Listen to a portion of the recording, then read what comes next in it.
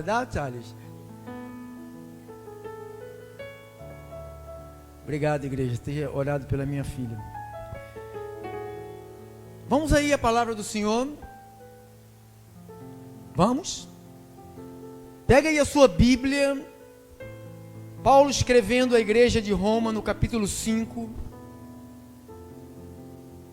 Romanos 5, versículo de número 12. Quero cumprimentar, saudar esta audiência das rádios, aplicativos, Facebook, YouTube.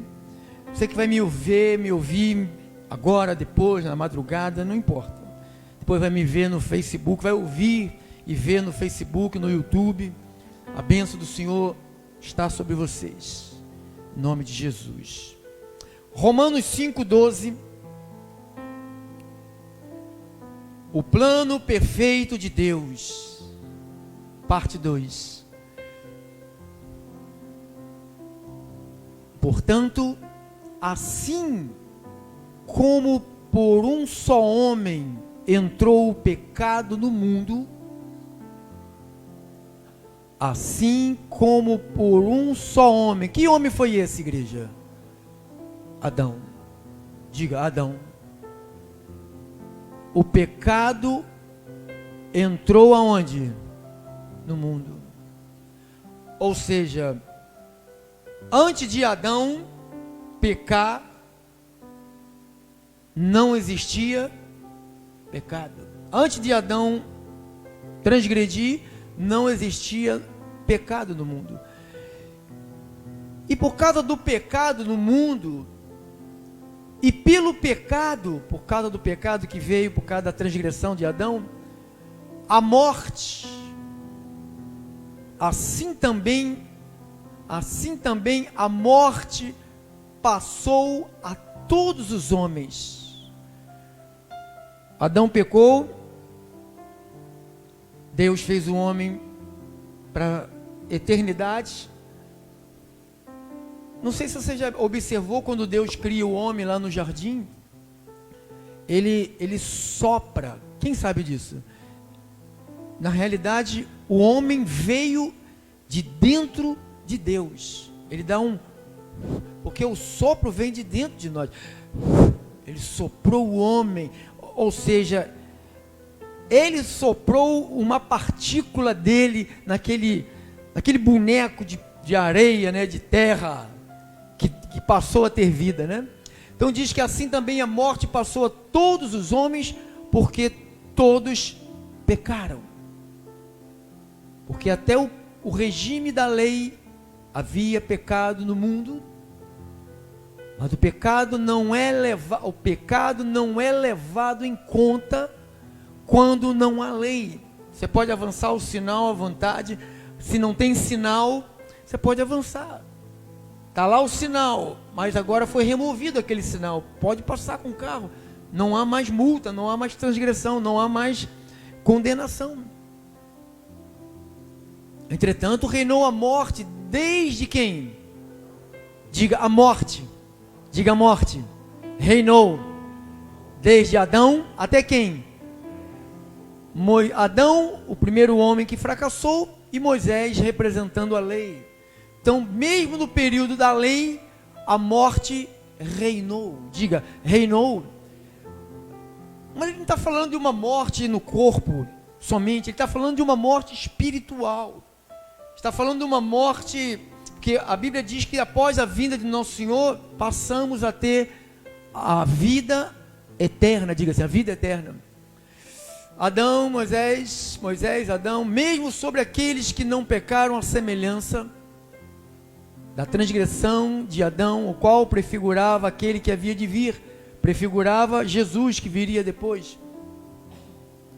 Todavia não é assim o dom gratuito como a ofensa, porque se pela ofensa de um só, ofensa, erro de um homem, transgressão de um homem, morreram quantos? Muitos. Muito mais a graça de Deus e o dom pela graça de um só homem. Deixa eu tirar esse. É muito bom, mas Jesus Cristo for abundante sobre muitos. O dom, entretanto, não é como no caso em que somente um pecou, porque o julgamento derivou-se de uma só ofensa de Adão para a condenação, mas a graça transcorre de muitas ofensas para a justificação. Pela ofensa de um e por meio de um só reinou a morte, muito mais os que recebem a abundância da graça, o dom da justiça, reinarão em vida por meio de um só, a saber, Jesus Cristo. Pois assim como por uma só ofensa quer dizer, o homem ofendeu a Deus. Quando Deus fala uma coisa, dá uma ordem, o homem não obedece, ele está ofendendo a Deus. A gente brinca de ofender a Deus. Deus fala uma coisa, a gente faz outra. Deus fala uma coisa, a gente vive a vida assim. Deixa eu virar para cá. Se nós não estivéssemos no pacto da graça hoje, vou repetir, se nós não estivéssemos hoje no pacto da graça, nenhum de nós aqui estaríamos vivos. A terra lá, o quintal onde você mora já tinha te engolido, tinha aberto e você tinha entrado dentro. O fogo teria descido lá dentro do teu banheiro, lá dentro da tua sala, lá dentro do teu quarto, lá no teu lugar de trabalho, já tinha te consumido. Aquele lugar sozinho, sabe, aquele lugar secreto, o fogo tinha descido e tinha acabado contigo. Mas como nós estamos numa graça, sabe o que Deus faz? Ele não manda fogo agora e nem abre a terra para engolir ninguém. Ele dá tempo a tempo para o homem se arrepender. Então, cada vez que você entra aqui, ouve a palavra, Deus está te dando tempo para você se arrepender. Por isso que nós estamos num pacto perfeito. Vamos orar ao Senhor. Jesus, o melhor remédio para qualquer doença, Tu és a força que nós precisamos, Tu és a saúde para o nosso corpo, Tu é energia, Tu é vitalidade, Tu é vigor, Tu tira dores, Tu remove o desgaste, Tu anima, Tu enriquece, Tu exalta, Tu abate, Tu faz triunfar, Tu eleva a pessoa, Tu derruba a pessoa. Tu és o único, o dono, o Senhor. No grego, o Kyrios, o Senhor. Deus, nós te amamos. A prova que te amamos, que estamos aqui congregados, cada membro se juntando para se formar um corpo sadio, que é o corpo de Cristo, o qual a cabeça é Jesus, e Ele que comanda todo o corpo. Meu Deus, eu oro para que as famílias que se reúnem e as centenas que nos acompanham pelas rádios estejam bem cuidada, tratada. Eu oro que haja paz no espírito, no coração e na alma, saúde, paz e prosperidade para todos. E todos quantos amam ao Senhor, digam amém, amém e amém. Isso, igreja.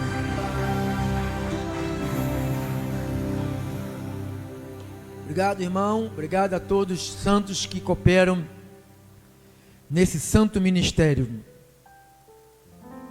Eu não sei se você já ouviu essa expressão, uma expressão que é muito usada pelos crentes. Deus tem um plano na sua vida. Quem já ouviu isso?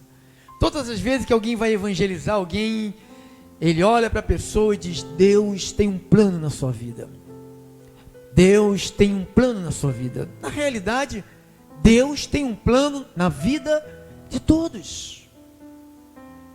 Deus teve um plano na vida de Caim, Deus teve um plano na vida de Abel, Deus teve um plano na vida de Pedro, na vida de Judas, Deus teve um plano na vida de Davi, de Salomão, e Deus tem também um plano na minha vida.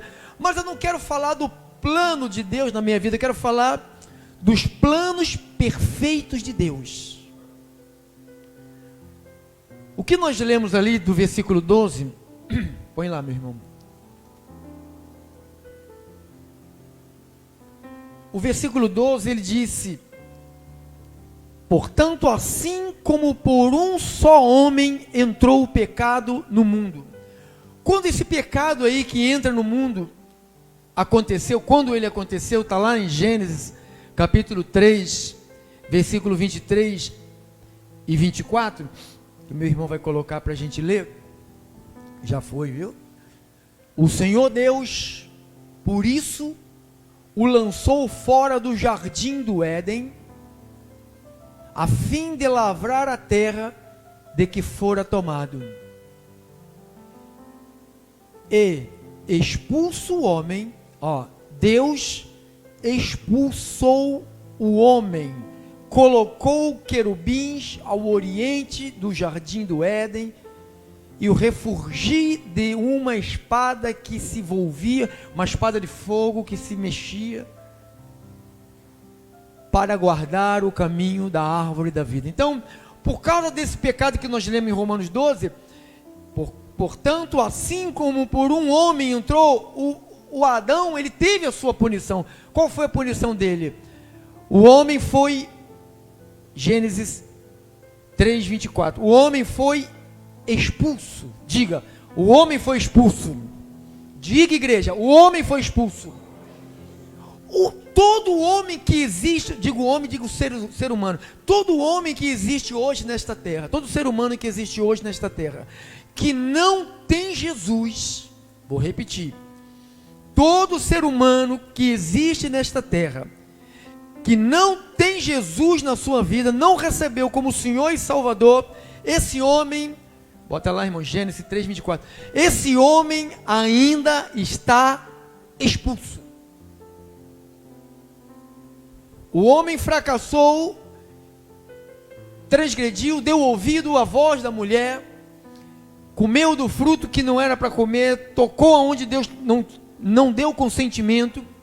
Então diz que ele sofreu uma disciplina. A disciplina que Deus deu ao homem nesse momento aqui foi expulsar ele do bom e o melhor. Você vê aqui, se você já leu o capítulo 1, 2 e 3 de Gênesis, você vê a mordomia que esse homem tinha. Deus coloca em um jardim, e diz que no jardim do Éden, Deus faz um lugar e põe o homem ali. Deu árvore, deu peixe, deu bicho, deu tudo para esse homem viver uma vida sem nenhum tropeço, uma vida boa. Quer comer, vai lá, tira um aipim, arranca da terra, uma batata doce, uma batata inglesa, vai lá na parreira, tira uma uva, uma bananeira, tira uma banana, vai lá e vai, quer um peixinho, vai lá, pega o peixinho, come. Então o homem tinha tudo, mas diz que esse homem pecou. A pergunta é essa: será se Deus foi pego de surpresa com a queda desse homem? Será se Deus, esse plano que Deus fez, o primeiro plano original, fracassou e Deus teve o plano B? Porque você sabe que muitas vezes nós, quando saímos para uma batalha, para o dia a dia, para a vida, nós levantamos com dois planos, o plano A e o plano B. Eu já vou lhe dizer com sinceridade, se você levanta da sua cama com dois planos, você pode cancelar o plano A, já vai direto para o plano B. Porque quem tem dois planos vai fracassar. Então você tem que ter um plano e seguir essa visão. Porque tem gente que até na hora que vai casar, já vai casar e diz, se não der certo, se não der certo, e o pai da noiva fala, qualquer coisa, volta para casa do papai. Qualquer coisa, meu filho, se ela te maltratar, volta para casa da mamãe. Então tem esse negócio do plano B. Então, dá uma intenção, quando tudo isto acontece, o homem num lugar bom, tudo beleza, tranquilamente, e esse homem transgride e é jogado fora, dá uma intenção que Deus fracassou no primeiro plano dele. Parece que Deus tinha um plano e ele teve que alterar o plano original. Deus não fracassou. Por que Deus não fracassou? Irmão, põe lá em Apocalipse 13:8, por favor. Apocalipse 13:8, olha o que ele diz aqui, 13:8. Adorá-la-ão todos. Adorar aqui é adorar o anticristo, a besta. Quem vai adorar? Todos os que habitam sobre a terra. Olha só, presta atenção. Vão adorar, deixa aí, irmão. Aí. Vão adorar a besta. Vai para trás, irmão. Bota para trás. Para trás. Aqui. Foi-lhe dado também que pelejasse contra os santos e os vencesse. Deu-se-lhe ainda autoridade sobre cada tribo, povo, língua e nação. Está aqui para besta. E adorá-la-ão todos os que habitam sobre a terra, aqueles cujos nomes não foram escritos no livro da vida do Cordeiro. Olha o plano de Deus aqui, ó. Escrito no livro da vida do Cordeiro, que foi o quê? Quando? Antes de Adão pecar, no plano de Deus, o Cordeiro já tinha sido. Se o homem não peca, isto aqui não deveria existir. Se Adão se apaixonasse pelo jardim, vivesse naquela vida, não fracassasse, aí o plano de Deus tinha sido fracassado. Você vê que o Cordeiro, que é Jesus, que foi morto, desde quando? Desde a fundação. Então, no plano de Deus, Adão, ele já viu Adão fracassar. No plano de Deus, ele já viu Lúcifer se rebelar, se levantar contra o Deus Todo-Poderoso, querer usurpar o trono de Deus, querer tomar o lugar de Deus. Isto tudo não foi uma surpresa. E Deus está lá sentado no trono, e daqui a pouco Lúcifer, que chamado anjo de luz, falou: não quero mais ser anjo de luz, agora eu quero ser Satanás, eu quero ser o intriguento, eu quero ser aquele que cria contenda, que cria confusão, eu quero pôr confusão, eu não quero mais tocar aqui, eu não quero mais cantar, eu não quero mais ser, não, ele não se rebelou por conta própria. Tudo isto estava no projeto, no propósito de Deus. Se você não crê assim, não vale a pena você estar num lugar chamado Igreja de Jesus. Se você crê que isto foi um susto para Deus, que quando Adão fracassou, Deus se assustou, meu Deus, como é que eu posso, eu fiz o homem, dei tudo de bom para ele fracassou, não esperava, e agora? Vamos chamar a coletiva, vamos fazer uma reunião aqui, o que nós vamos fazer agora? O homem fracassou, e agora o que eu vou fazer? Não, ele não trouxe nenhuma comitiva, não teve nenhuma reunião, porque o Cordeiro tinha sido morto desde quando? Então, tudo que aconteceu com Adão, tudo que aconteceu lá no céu, tudo estava debaixo do plano perfeito de Deus. A gente não entende, às vezes Deus lança algo na nossa vida, Deus tem uma caminhada. Você veja a minha vida. Um homem que se drogava, um homem que só vivia nas favelas, em os piores botecos do mundo eu frequentava, os piores ambientes dessa terra eu vivia, as piores pessoas eu andava com elas, me drogava, me embebedava, caí, tive overdose de ficar desmaiado, quase 1 dia e meio sem saber onde eu estava. Eu não sabia que Deus tinha um plano. Fui esfaqueado, me deram facada no braço, levei 34 pontos, um corte no pescoço, levei 1 ponto, aqui 3 pontos no peito que eu levei a facada. Se Deus não tivesse um plano perfeito, Ele deixou eu passar aquilo, deixou eu viver aquilo, para hoje eu poder estar aqui. E ser uma bênção para o mundo, ajudar famílias. Agora, você imagine se a minha vida fosse um dado jogado para cima, se der 3 eu ganho, se der 5 eu perco. Não, a tua vida não é um dado jogado para cima, se der 2 você ganha, se você der meia dúzia você perde. Não, Deus tem um plano perfeito para a sua vida. O plano que Ele fez, o original, Ele fez tudo. O homem vai cair, o homem vai morrer espiritualmente. Eu fiz para ele viver, mas no plano eu sei que ele vai cair. Eu já fiz o resgate, já providenciei o escape, já está tudo pronto. Nenhum vai se perder, as minhas ovelhas vão vir, o evangelho será anunciado.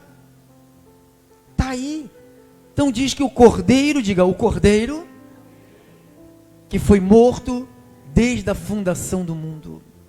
Então não teve, quando Adão fracassa, puxa, como é que esse cara larga um lugar daquele, com tudo do bom e do melhor, o cara maluco, estava nos desígnios.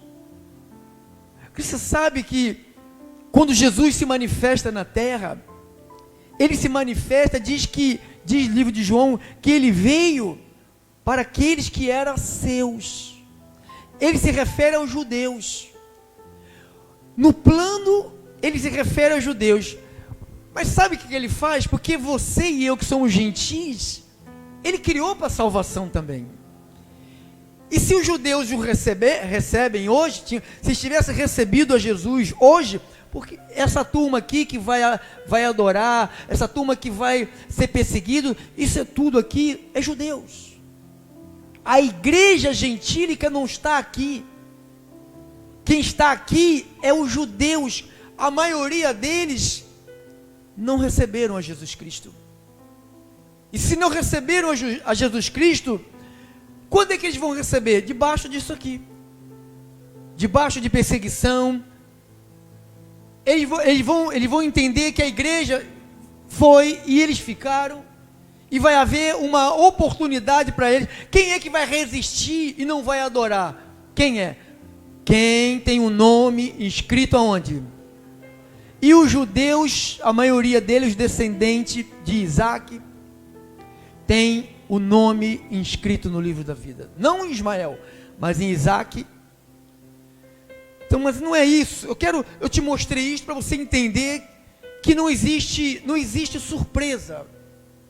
Não existe algo que pegue Deus de surpresa. Oh, o céu tão lindo, os anjos, e de repente, dos 100 anjos, suposição, dos 100 anjos no céu, 30 dos 100 foram embora com Lúcifer, e Deus entrou em depressão, falou, que isso? Eu criei esses 30 também para mim, e agora eles estão me abandonando. Não é surpresa, porque a Bíblia diz lá em Provérbios, que Deus criou todas as coisas, até o ímpio para o dia da calamidade. Então tudo tem um porquê. Por que Deus fez Caim? Por que Deus fez Abel? Por que Deus pôs Judas? Por que Deus fez Pedro? Tudo debaixo da vontade de Deus. Por que Deus não colocou Pedro para tomar conta do dinheiro que era arrecadado no tempo que ele estava, Jesus Cristo, né? Colocou quem? Judas.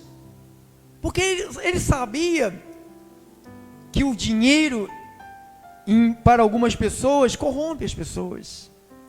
As pessoas começam a ter paixão pelo dinheiro, acham que o dinheiro que elas têm, a aposentadoria, o trabalho, a estabilidade no emprego, Isto é importante, é isso que elas acham. A minha carreira, não preciso de Jesus, a minha carreira é importante, meu trabalho, minha família. Irmãos, tudo vem de Deus. A vida que você tem vem de Deus. A saúde que você tem, a disposição que você tem vem de Deus. Então, o profeta, nós lemos o profeta Isaías 53, não foi isso? Isaías 53. Isso aqui é uma loucura. Essa profecia aí é uma maluquice. Tanto que é uma maluquice que o profeta começa como? Quem o quê? Creu aonde? Quando você prega que você é salvo para sempre, quem vai crer nisto? Quando você prega que não há diabo na igreja, quem vai crer nisto? Porque a pessoa está acostumada com o diabo na igreja. Quando você prega que não precisa de sacrifício para ser salvo, porque Jesus fez o único sacrifício, quem vai crer nisto?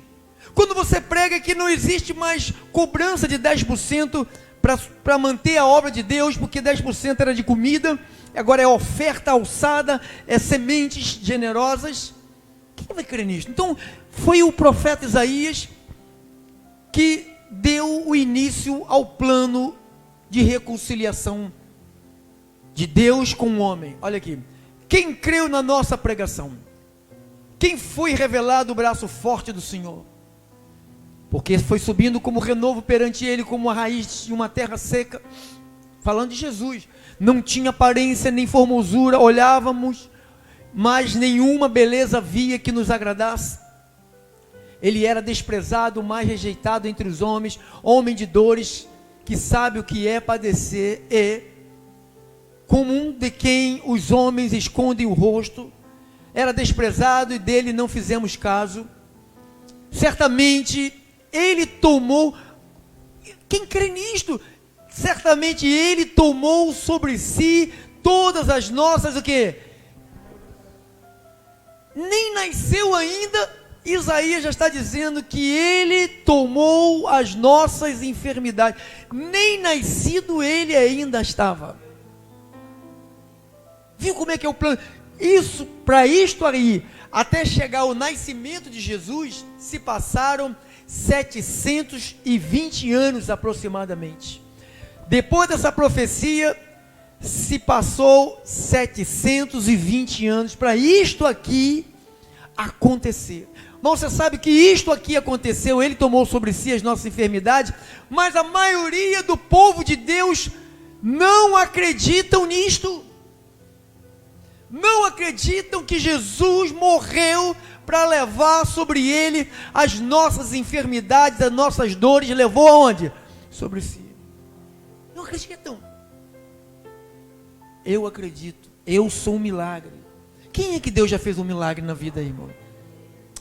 Então eu estou falando para quem acredita. Então diz que certamente, ele não tinha nem nascido, mas Isaías já dizia, certamente ele tomou sobre si as nossas enfermidades, e as nossas dores levou sobre si, e nós o reputávamos por aflito e ferido de Deus e oprimido, mas ele foi transpassado pelas nossas transgressões e moído pelas nossas iniquidades. O castigo que nos traz o quê? A paz estava sobre, o castigo caiu sobre ele para que você tenha paz. O castigo que nos traz a paz caiu sobre ele, e pelas suas feridas, pisaduras, quer dizer, feridas, fomos sarados. Todos nós andávamos desgarrados como cabritos. É isso? Como é que a religião ensina que aqui, quando nós estávamos lá fora, quando eu estava lá na maconha, na droga, no roubo, eu era cabrito? Mas a Bíblia diz, mesmo eu lá na droga, na maconha, na bandidagem, na cachaça, na orgia, eu era o quê? E você? Ovelha. Todos nós andávamos, como é que nós estávamos? Você sabe que uma ovelha desgarrada, ela vai fazer muita coisa ruim.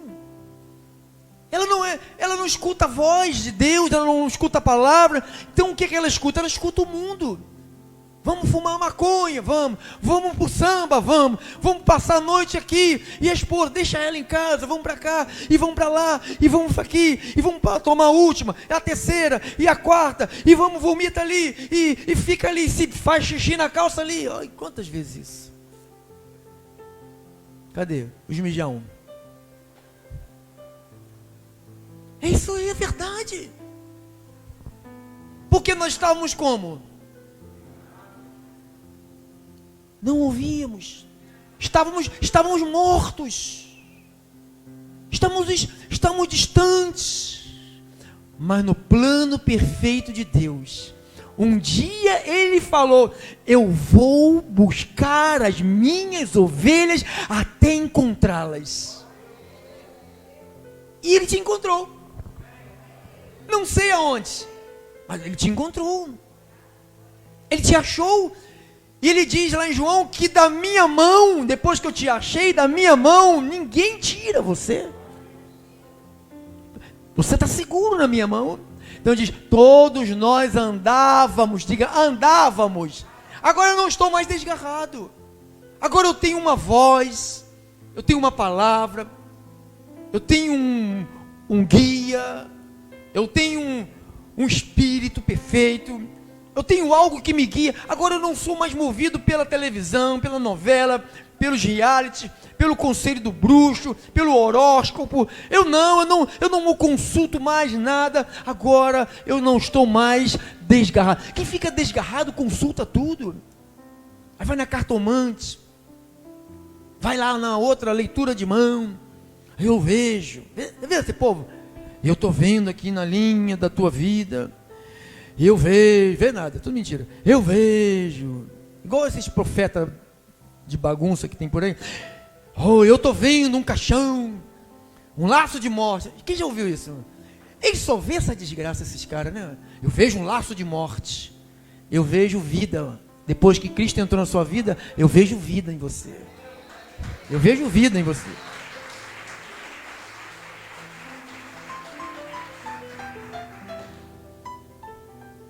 Desgarrados. Mas como?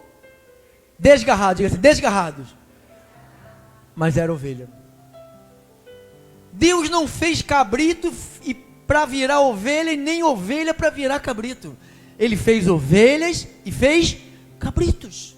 Pastor, mas as igrejas ensinam que a gente é tudo cabrito, aí vem a palavra vem, aí a gente vai tirando o cabrito e vai se apoderando da ovelha. Não, a Bíblia diz que nós sempre fomos o quê? Ovelha. Quem é cabrito não vai dar valor ao sacrifício de Cristo, irmão. O cabrito não escuta isso, o cabrito não quer isso, o cabrito não quer saber dessas coisas. A prova que você não é, você está aqui. Passa, irmão. Mas o Senhor fez cair sobre ele a iniquidade de todos nós. Então toda a iniquidade que estava sobre nós, diz que caiu sobre ele. Então ele tirou as nossas iniquidades. E ele foi oprimido, humilhado. Ele diz lá, Mateus, Marcos, Lucas e João, que ele levou tapa na cara. Diz que eles chegavam diante de Jesus, cuspiam na cara, dava-lhe tapa, esbofetada, pá, murros. Diz que as costas de Jesus, os lados de Jesus ficaram todos dilacerados, cortes que dava para enfiar uma mão, entrava a mão dentro dos cortes. Diz que os pulmões ficavam expostos de tantas chicotadas. Ele foi oprimido, ele foi humilhado, mas ele não fugiu. Diz que ele não abriu a boca. Então, às vezes, nós passamos uma coisinha aqui, uma coisinha ali, e começamos a murmurar e dizendo: oh meu Deus, tu me abandonou, por que eu estou passando por isso? Eu sou crente. Aí já logo joga na cara de Deus: eu sou dizimista, eu sou ofertante, eu participo das correntes, eu participo dos montes, dos jejuns, e por que eu estou passando por isso? As pessoas jogam na cara de Deus. Mas diz que ele fez tudo isso, mas não abriu a boca. Como um cordeiro foi levado ao matadouro, diz que nós somos colocados no mundo como ovelha no meio de lobos. Você está no meio de lobos. Aqui não, lá fora. Aqui você está no meio de ovelhas. Aqui, falei, está no meio de lobo, a irmã olhou para outra assim. Ó. Aqui não. Não é aqui não. Aqui só tem ovelha. Como ovelha muda perante os seus tosqueadores, ele não abriu a boca. Por juízo opressor foi arrebatado de sua linhagem, quem dela cogitou? Porquanto foi cortado da terra dos viventes, por causa da transgressão do meu povo foi ele ferido. Designaram-lhe o sepultura com os perversos, mas com o rico esteve na sua morte. Posto que nunca fez injustiça, nem dolo algum se achou em sua boca. Todavia o Senhor agradou moê-lo, fazendo enfermar, quando der ele a sua alma por oferta pelo pecado. Então, a vida dele, eles dizem fora assim: oh, o meu pecado matou Jesus. Não foi o meu pecado, ele se entregou, ele morreu por nós, ele foi buscar a nossa vida, porque Adão fracassou, e a gente saímos do paraíso, a gente saímos lá do jardim, a gente saímos, fomos. Sem Jesus, que jardim nós vivíamos? Qual é o jardim que você viveu sem Jesus?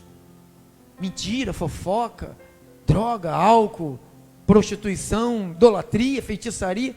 Isso é jardim? Isso é uma vida do inferno, uma vida pesada. Verá a sua posteridade, prolongará os seus dias, a vontade do Senhor prosperará nas suas mãos. Ele verá o fruto penoso do trabalho da sua alma. Olha, a Bíblia diz que ele verá o fruto do penoso trabalho da sua alma. Então, quando ele olha, nós somos o fruto do seu trabalho. Quando ele vê, olha meu Deus, quando ele me trouxe de volta, trouxe você de volta, foi pegando de volta todo o que era dele, e ele ficou satisfeito. Falei: olha, eu estou satisfeito, mas tudo isto aqui não tinha acontecido. Isso aqui era só uma profecia, era algo distante que se passou. Centenas de pessoas morreram, nasceram, e nada disso aqui, e liam, se reliam, e nada do cumprimento. Chegou uma vez que Jesus estava no templo, aí pegou o livro de Isaías, começou a ler, aí ele falou, acabou de ler, ele falou: isto aqui se cumpriu aqui agora. Ou seja, isso que você está lendo ali está falando a meu respeito. A gente falou: que é isso? Começaram a blasfemar. Então isto aqui é só para os da fé, meu. Você acreditar que o plano de Jesus, mesmo quando o homem fracassou, mesmo quando o homem foi expulso, parecia que não podia mais voltar, não tinha mais condições. Você quer ver aqui em Coríntios, 2 de Coríntios 5, 18 ao 21, e terminamos.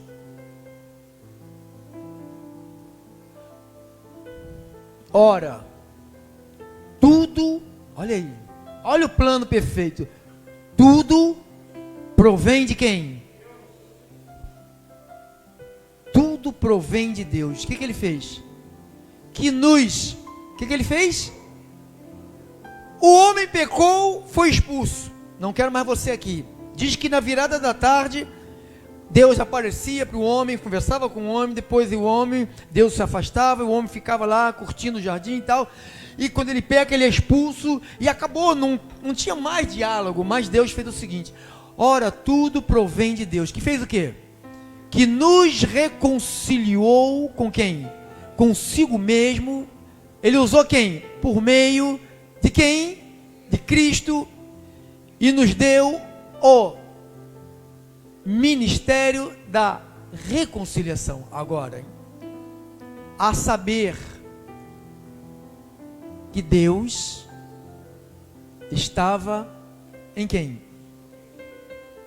Deus estava em Cristo. E fez o que com o homem? Reconciliando consigo o mundo. E agora? Não imputando aos homens o que? As suas... Pastor, eu transgrido. Mas quando ele me olha, ele faz o que? Ele não imputa. Eu fracasso? Sim, você fracassa. Quem fracassa aqui? Quem erra aqui? Mas ele não imputa.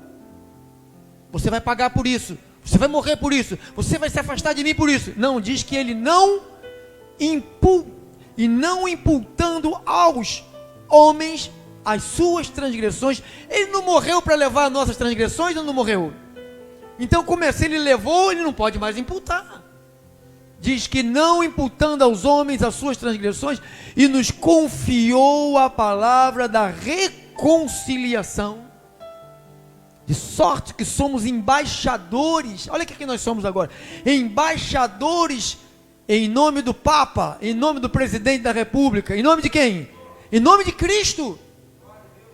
Como se Deus,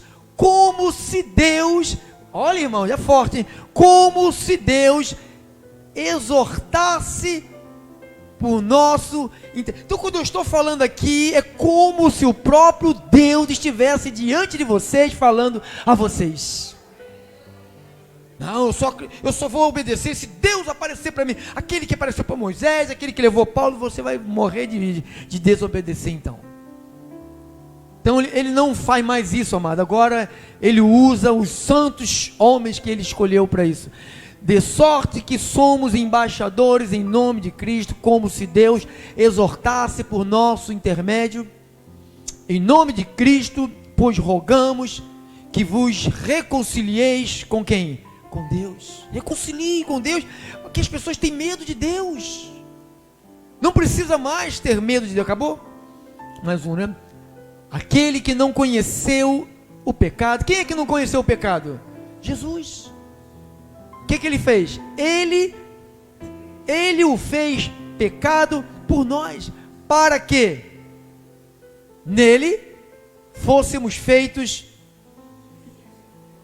justiça de Deus. Então esqueça: ai, Deus vai me expulsar, Deus não quer conversar comigo, Deus fechou a cara para mim, oh, Deus está irado. Você vai ouvir isso aí pelos bruxos, as bruxas aí estão por aí, os mentirosos. Oh, Deus está irado, oh, Deus está nervoso. Ai, Deus está irado, Deus está nervoso. Nada. Diz que ele não imputa mais, diz que ele nos reconciliou. Deus entrou em Cristo e morreu na cruz e nos trouxe de volta para Deus. Ele nos levou de volta para o paraíso. Nós estamos no Éden, temos comunhão com Deus. Era isso que acontecia. O homem tinha comunhão. E você está aqui, você tem comunhão. Quando você estava sem conhecimento de Deus, você não tinha comunhão, você estava desgarrado. Agora você tem comunhão com Deus. Então, para mim, é a maior prova do amor de Deus. Esse é um plano perfeito de Deus. Diga, é o plano perfeito de Deus. Diga, o Cordeiro já havia sido morto desde a fundação do mundo. Então, o plano está funcionando. Amém? Assim seja. Assim disse o Espírito. Glórias a Deus, glórias a Deus, glórias a Deus. Vamos todos ficar de pé.